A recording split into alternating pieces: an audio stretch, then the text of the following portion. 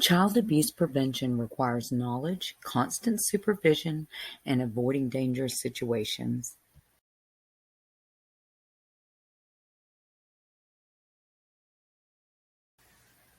A child may be abused in a Boys and Girls Club by another child, an adult guest, or an employee or volunteer.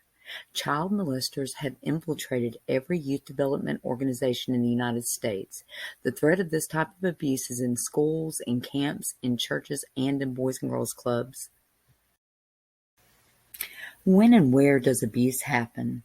Research has shown us that there are 6 potentially dangerous situations at a Boys and Girls Club where most abuse happens. 6 dangerous situations. Number 1, away from the club. Number 2, during unstructured time.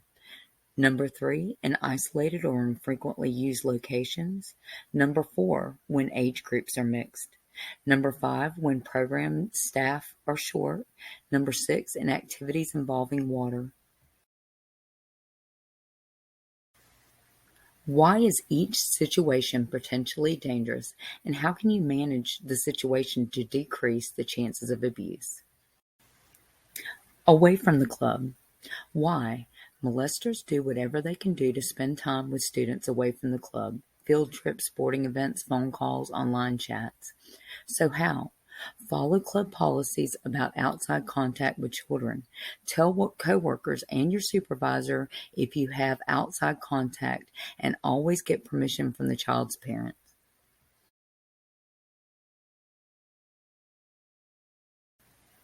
Number 2, during unstructured times. Why? Unstructured times can be dangerous because children may be unaccounted for while others are distracted by the events. Staff may be busy tending to one child while another wanders off. How? Pay extra attention to students during unstructured time. Plan activities ahead of time. Keep children involved in activities and within your line of sight.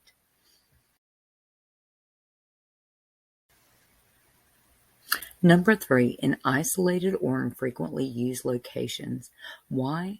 Child molesters love privacy. Areas such as empty rooms, stairwells, closets provide privacy and allow the child molester to be alone with the child. How? Eliminate isolated areas. Designate them off limits, lock doors, and remove anything from windows or doors that block view. Number 4, when age groups are mixed. Why? Children may be at risk of abuse by another child that is older, stronger, or larger. So how? Keep kids separated by age or group them no more than 2 years apart. Don't let older kids supervise younger kids. Supervise children closely who make sexually explicit remarks or gestures. Number 5, when programs run short-staffed. Why? When programs run short-staffed, supervision may become lax, or an employee or volunteer may be alone with a lone child or avoid scrutiny by others. How? Avoid situations where program is short-staffed.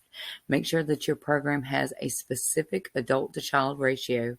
Have backup in the event that adult doesn't show up, and call someone in to cover or merge groups of children to increase the number of adults present.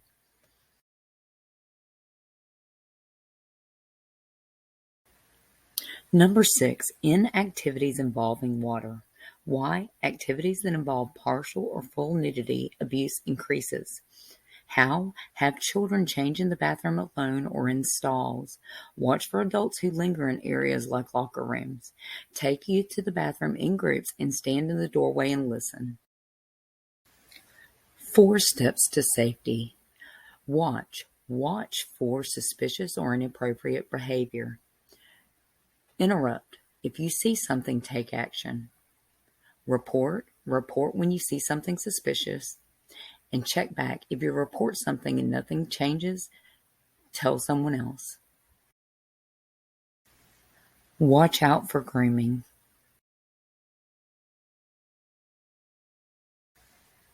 Many molesters groom children.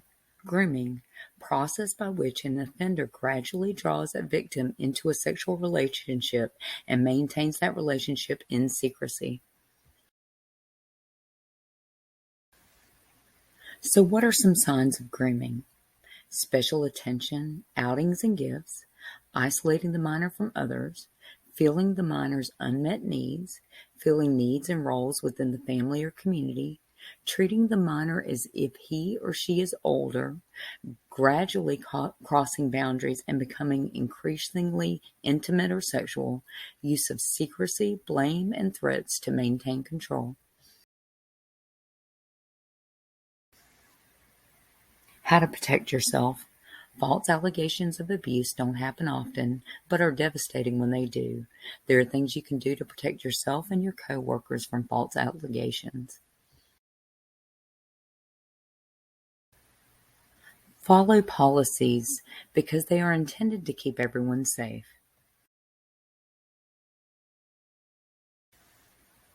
Keep your boundaries with kids very clear.